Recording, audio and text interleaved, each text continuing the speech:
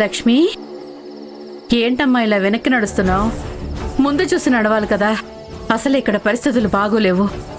ఏదో టెన్షన్లో చూసుకోలేదత్తయ్య. మీకేం కాలేదు కదా? మాకేం కాకుండా కాపాడడానికి నువ్వు ఉన్నావు కదమ్మా. మా ఇంటి మహాలక్ష్మివి. మాకే కష్టం వచ్చినా కాపాడేది నువ్వే కదా తల్లి. నువ్వే ఇప్పుడు రాకపోయి ఉంటే ఎంత ఘోరం జరిగిపోయి ఉండేది.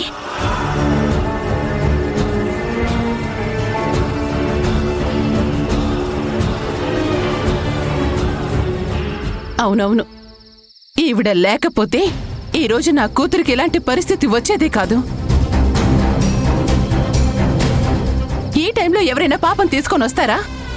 ఎప్పుడేం చేయాలో తెలియని వాళ్ళని పొగిడి నెత్తిన పెట్టుకుంటే చిరాకొస్తుంది. మాకు అంతే. సమయానికొచ్చి సాయం చేసే వాళ్ళని తిడితే కోపం వస్తుంది. ఎవరెన్ని చెప్పినా సరే నా కోడలు ఈ ఇంటి మహాలక్ష్మి. తను ఈరోజు రాకపోయి ఉంటే నా డబ్బు నగలు అన్నీ పోయుండేవి. ఒక రకంగా చెప్పాలంటే నా కోడలు మా ఇంటికి రక్షణ కవచం. ఈ ఇంటికి ఏమి జరగకుండా కాపాడుతుంది. నీకే దిష్టి తగలకూడదమ్మా.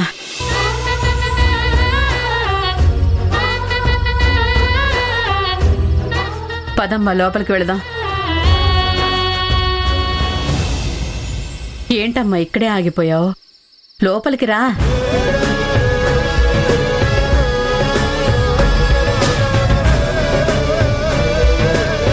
నేనిప్పుడు రానత్తయ్య. తనెందుకు వస్తుందమ్మా? తనకిది బంధువులు ఇల్లన్నట్టు. కావలసినప్పుడు రావచ్చు, కావలసినప్పుడు పోవచ్చు.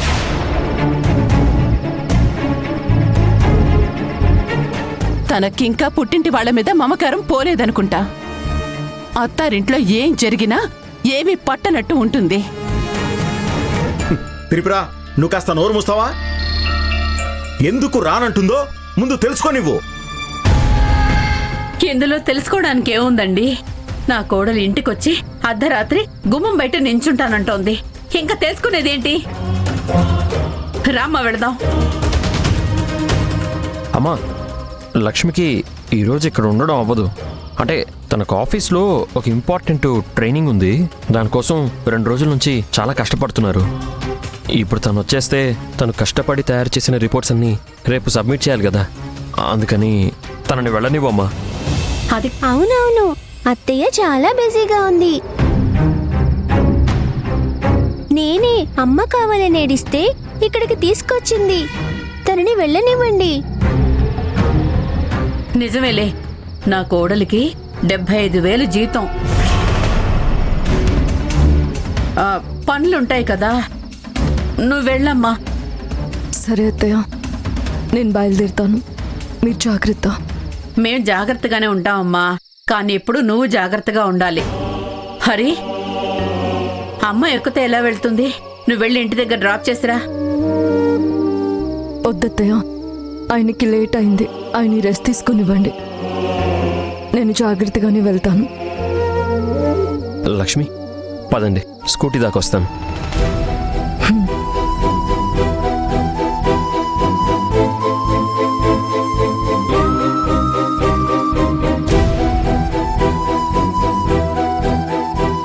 లక్ష్మి, మీరు వెళ్ళగలరా? నన్ను డ్రాప్ చేయమంటారా? వద్దు, మీరు రెస్ట్ తీసుకోండి. మీరు ఇలా ఒంటరిగా వెళ్ళడం ఇదే ఆఖరిసారి లక్ష్మి. రేపటి నుంచి మన ఇద్దరం కలిసి ఉంటున్నాం. దాంట్లో ఎటువంటి మార్పు లేదు. జాగ్రత్తగా వెళ్ళండి.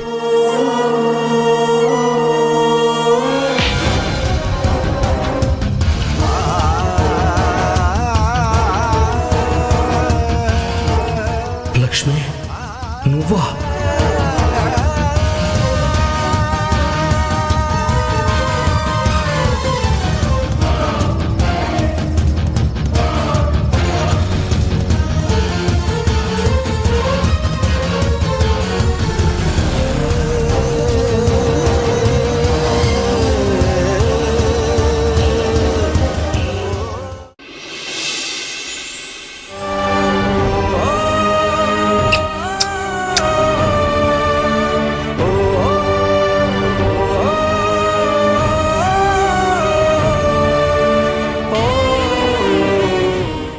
రోజులైందే నిన్ను చూసి.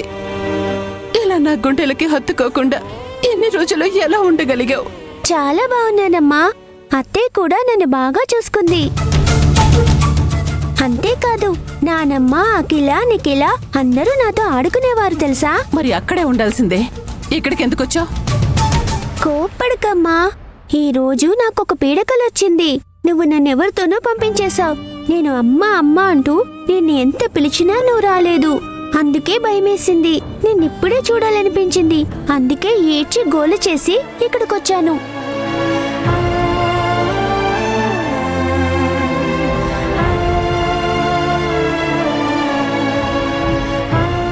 అయినా ఆ లక్ష్మి ఇంట్లో వదిలేసి వెళ్లాల్సింది. బయట నుంచి అలాగే పంపించింది. మధ్యలో వదిలేసి వెళ్ళిపోవాలని ఎలా అనిపించింది? కొంచెం కూడా బుద్ధి లేదు.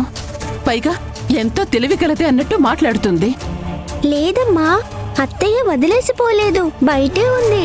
నన్నింట్లోకి తీసుకెళ్లమని హరి మామయ్యకి ఫోన్ చేస్తానంది. ఆలోపే ఇదంతా జరిగిపోయింది.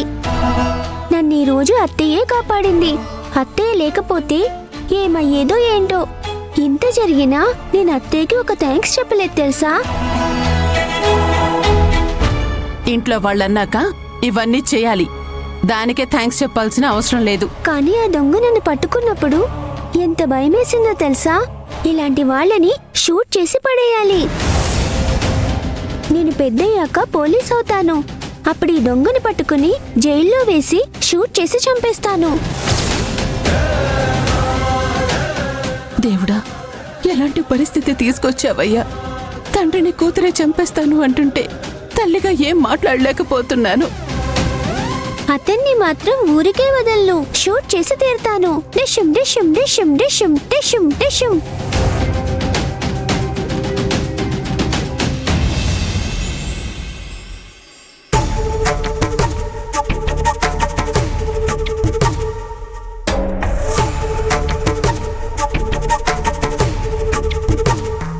లక్ష్మి, అదేంటమ్మా ఎంత లేటుగా వచ్చావు? అక్కడే ఉండాల్సింది కదా. నీకేమైందోనని ఎంత కంగారు పడ్డామో తెలుసా?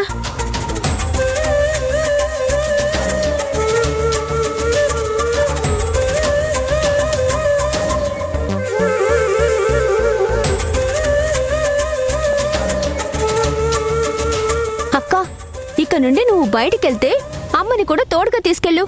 లేదంటే అమ్మ మమ్మల్ని టెన్షన్ పెడుతుంది, తన టెన్షన్ పడుతుంది.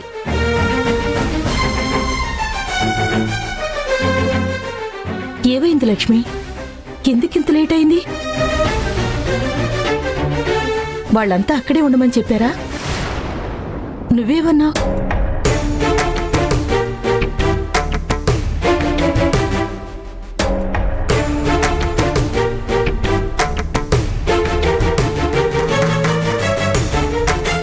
ఏమైంది?